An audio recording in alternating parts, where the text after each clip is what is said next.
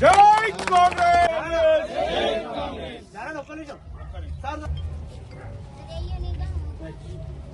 MLA గారిని గజమాలతో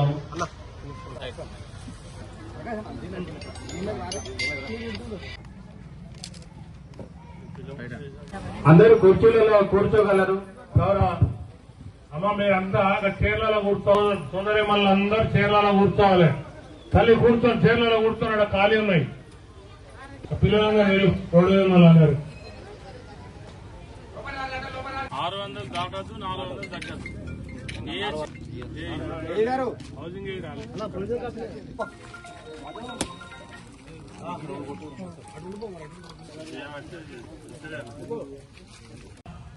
ఇక్కడ 50 ఇందిరమ్మ ఇళ్లను మనం ఇవాళ లాంచ్ చేసుకోవడం జరిగింది.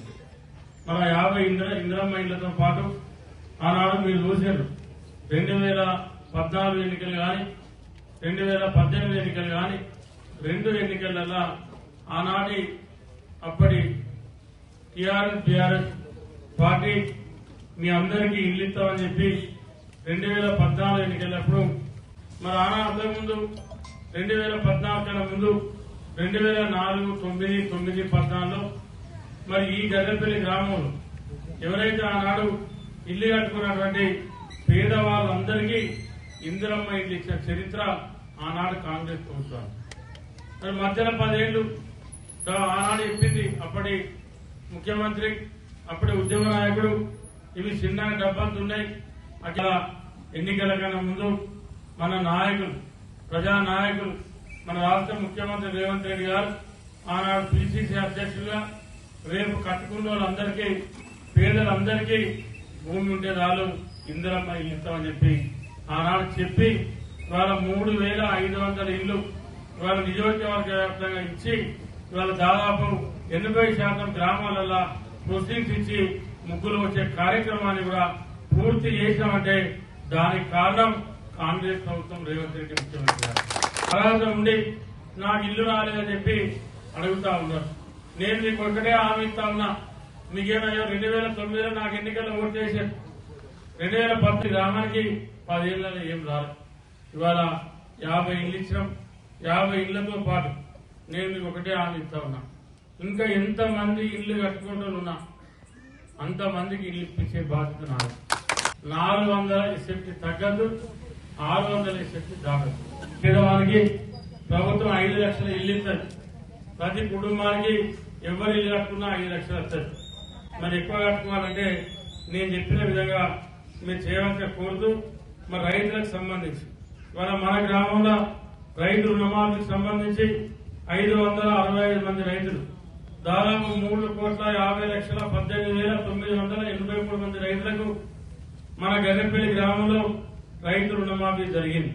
కేవలం 9 అంటే 9 రోజులలో ఇవాళ మొదలుపెట్టి 9వ రోజు సాయంత్రం 4 గంటల వరకు ఈ రాష్ట్రంలో ఉన్నటువంటి మొత్తం కోట్లాది లక్షలాది మంది రైతులకు ఇవాళ ఎకరాకు 6,000 చొప్పున రైతు భరోసా ఇచ్చింది కాంగ్రెస్ ప్రభుత్వం. అదేవిధంగా అదే కాకుండా ఇవాళ రేషన్ కార్డు ఆనాడు తిరిగి మీరు ఆఫీసుల పొంట మీ కాళ్ళ చెప్పుడు అనేటువంటి తిరిగితే కూడా ఏ ఒక్క పేదవాళ్లకు రేషన్ కార్డు వచ్చినటువంటి దాఖలాలు లేవు. ఇవాళ మళ్లీ కాంగ్రెస్ ప్రభుత్వం వచ్చిన తర్వాత ఇవాళ రేవంత్ రెడ్డి గారి నాయకత్వంలో మన ముఖ్యమంత్రి గారి ఆదేశాల మేరకు ఇవాళ ప్రతి పేదవానికి రేషన్ కార్డు ఇవ్వాలని చెప్పి మరి ఈ గద్దెపల్లి గ్రామంలో 127 మందికి రేషన్ కార్డు ఇవ్వడం జరిగింది. 1 కాదు 2 కాదు, దాదాపు 10 సంక్షేమ కార్యక్రమాలను అమలు చేసిన చరిత్ర ఇవాళ కాంగ్రెస్ ప్రభుత్వాన్ని మన నాయకులు, మన ముఖ్యమంత్రి రేవంత్ రెడ్డి గారు నుంచి దాన్ని కంటిన్యూ చేసింది. ఇవాళ మన ప్రభుత్వం కూడా దాన్ని కంటిన్యూ చేస్తా ఉంది. అదేవిధంగా రైతు బంధు మన అంతకుముందు రైతు భరోసా 5,000 ఇస్తే ఇలా 1,000 రూపాయలు పెంచి రైతు భరోసా ఇస్తా ఉన్నాం. అదేవిధంగా రైతు బోనస్ ఆనాడు బోనస్ ఇస్తామన్న ప్రభుత్వం మోసం చేస్తే ఇవాళ మన ప్రభుత్వం పేద వానకాలం పంట, మన ఏసంగి పంటకు కూడా బోనస్ రాబోతా ఉంది. మొన్న మన గద్దెపల్లిలో ఏసంగిలో కొంచెం సన్నవాటి ఎక్కువ పెట్టారు. సన్నవాటికి బోనస్ పేదసారి వానకాలంలో 60 కోట్లు వస్తే మొన్న జిల్లాలో 39 కోట్లు వస్తే ఒక పెద్దపల్లి నియోజకవర్గానికి 30 కోట్ల బోనస్ త్వరలో రైతుల ఖాతాలలో జమ కాబోతా ఉంది. ఇంకెవరితోనే అడిగారు. మా కార్యకర్తలకు కూడా ఫోన్లు చేసుకుంటా ఏ ప్రాంతంలో ఎట్లున్నది, ఎవరేమైంది, ఎవరికి ఎట్లున్నది, జూమ్ మీటింగ్ లెక్క మమ్మల్ని అందరిని అలర్ట్ చేసుకుంటా మేము ఆ టైంలో ఇవన్నీ కిట్టేసుకొని అన్న హాస్పిటల్ తిరుగుడు మా కలండాలో చూసినాం.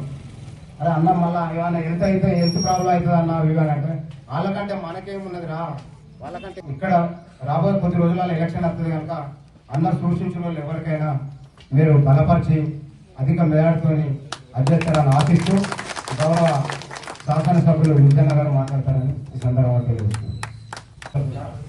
బాగుంటుంది.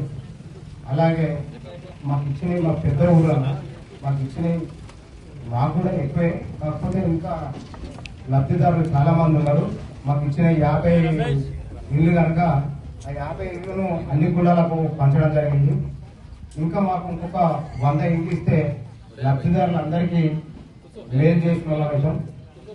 అట్లానే కొన్ని సీసీ రోడ్లు కూడా మాకు కావాలన్నా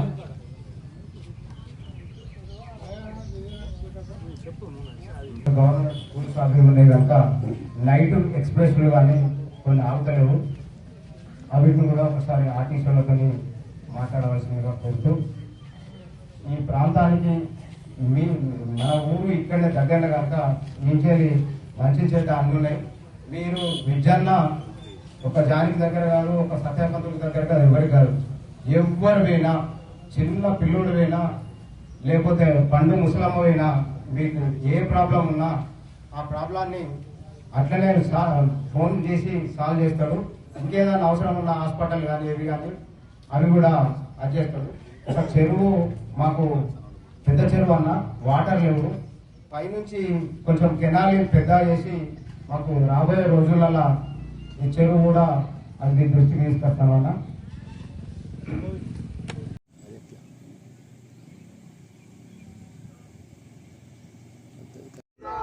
Bharatiya Janata party, Bharatiya Janata party, Bharatiya Janata party చెప్పి రోడ్డులు వెంటనే, రోడ్డులు వెంటనే.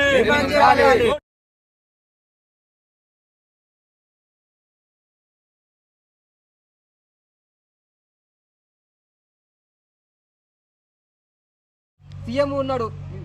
గత ప్రభుత్వాలు కూడా అప్పుడు మీరున్నటువంటి ప్రభుత్వం ఉన్నప్పుడు మీ ప్రభుత్వం లేదు. ఇప్పుడు ఎమ్మెల్యేలు మీరే, మంత్రులు మీరే, సీఎం మీ ఓడే. అయినా కానీ మీ యొక్క రహదారులు పట్టించుకోకపోవడం సిగ్గుచేటు. మీ ఒక్కడే హెచ్చరిస్తాను విజయరామరావు గారికి. ఈ యొక్క రోడ్డు రాబోయే ఎలక్షన్ ముందు వస్తున్నాయి కాబట్టి ఏదో ఆదాలు చెప్పుడు కాదు, తక్షణమే రోడ్డు మంజూరు చేయాలని చెప్పి మీ యొక్క మిర్జంపేట భారతీయ జనతా పార్టీ పక్షాన మేము డిమాండ్ చేస్తా ఉన్నాం. భారత్ మాతాకి జై. Bharatiya Janata party, Bharatiya Janata party, Bharatiya Janata party చెప్పి రోడ్డులు వెంటనే, రోడ్డులు వెంటనే. శ్రీలంక లాగా ఉన్నప్పుడు కాల్వ శ్రీరాంపూర్ నుంచి మిర్జంపేటకు రావాలంటే ఒక శ్రీలంకకు పోయినట్టు భయం అయ్యేది మాకు వచ్చిన బంధువులకు. అప్పుడు గుజ్జుల రామకృష్ణారెడ్డి 2001లో గెలిచిన తర్వాత అది బ్రహ్మాండంగా రోడ్డు నిర్మాణం చేస్తే అప్పటి నుండి ఇప్పటికి 25 ఏళ్ళు గడిచింది. దీని మీద తట్టెడు మొరం పోసిన పాపాన పోలేదు. 10 సంవత్సరాలు టీఆర్ఎస్, 15 సంవత్సరాలు కాంగ్రెస్ వెళ్తా ఉంది కానీ ఈ రోడ్డు బురదమయం అయ్యి అలా నాట్లేసుకునే దుస్థితి వచ్చింది. మా ఊరికి బస్సు బంద్ అయిపోయింది.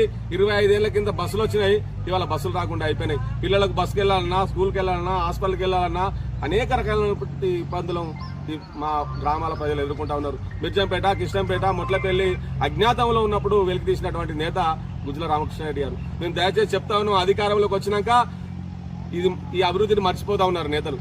ఖచ్చితంగా ఒకసారి మా కృష్ణంపేట, మిర్జంపేటకు వచ్చి ఈ రోడ్డును చూసి డబల్ రోడ్డు వెంటనే శాంక్షన్ చేయాలి, మీరు ఇచ్చిన హామీలను నెరవేర్చుకోవాలి, మీ ఊరుకు డబల్ రోడ్డు వేస్తా అన్నారు. ఖచ్చితంగా డబల్ రోడ్డు నిర్మాణం చేసే వరకు కూడా భారతీయ జనతా పార్టీ తరఫున కొట్లాడడానికి మేము మిమ్మల్ని పేర్లు పెట్టడానికి లేము. కానీ ఖచ్చితంగా ఇక్కడ నగ్నంగా రోడ్లన్నీ చెడిపోయినాయి. వీటిని తట్టేడు మొరం పోసిన వాళ్ళు లేరు. దీన్ని డబుల్ రోడ్డు చేయకుండా మంచిదే, దీన్ని క్లీన్ చేసిన వాళ్ళు కూడా లేరు. ఈ ఊరికి ఎవరు వస్తే వాళ్ళు జారిపడడం, రెక్కలు విరడం, కాలు విరడం, హాస్పిటల్లో కూడా జరుగుతూ ఉన్నది. ఖచ్చితంగా దీని మీద వెంటనే చర్య చేసుకుని డబల్ రోడ్డు నిర్మాణం చేయాలని, డబల్ రోడ్డును వెంటనే శాంక్షన్ చేయాలని కోరుతా ఉన్నాం. ఒకవేళ దీని మీద స్పందించకపోతే ఖచ్చితంగా ఎంఆర్ఓ ఆఫీసును ముట్టడిస్తామనేది కూడా తెలియజేస్తాం. భారతీయ జనతా పార్టీ ఆధ్వర్యంలో మిర్జంపేటలో ఈరోజు నిరసన చేయడం జరిగింది. ఎందుకంటే కిష్టంపేట నుండి జమ్మికుంటకు వెళ్ళవలసిన మెయిన్ రహదారి అంటే మిర్జంపేట వయ్యా గుంపుల. మాకు రాకపోకలకు చాలా ఇబ్బందిగా పడుతుంది. గత 10 సంవత్సరాల నుంచి ఈ యొక్క మిర్జంపేట తోవ ఖరాబ్ అయి విద్యార్థులకు ప్రజలకు తీవ్ర ఇబ్బందులకు గురవుతున్నారు. గత 10 రోజుల సంది బస్సు రాక విద్యార్థులు స్కూళ్ళకు కూడా వెళ్ళలేని పరిస్థితి, జనాలు కూడా ఊళ్ళకు వెళ్ళి పరిస్థితి ఏర్పడుతుంది. జమ్మికుంటకు పెద్ద గోరకని బస్సు వయ్యా అట్లకెళ్ళి పోతుంది. మాకు ఎందుకంటే మెయిన్ రోడ్ హాస్పిటల్ పోవాలన్నా ఎటు పోవాలన్నా కానీ మాకు మెయిన్ రహదారి ఈ యొక్క మిర్జంపేట రహదారి కాబట్టి గత ఉన్నటువంటి ఎమ్మెల్యే గారు విజయనగరం గారు అంత ముందు కూడా మొన్న పేపర్ స్టేట్మెంట్ ఇవ్వడం జరిగింది. ఇంతవరకు కూడా స్పందించడం లేదు. ఓట్లంతా అన్ని రోజులు తిరగడం, ఓట్లు అయిపోయినాక గెలిచినాక ఇట్లు పట్టించుకోవడం లేదు. ఎమ్మెల్యే గారు మీరు తక్షణమే ఈ యొక్క మిర్జంపేట రోడ్ డబుల్ రోడ్ శాంక్షన్ చేయాలని కోరుతున్నాం. లేని పక్షంలో భారతీయ జనతా పార్టీ ఆధ్వర్యంలో మేము తీవ్ర యుద్ధమాలు కూడా చేయడానికి సిద్ధంగా ఉన్నాం. ఎందుకంటే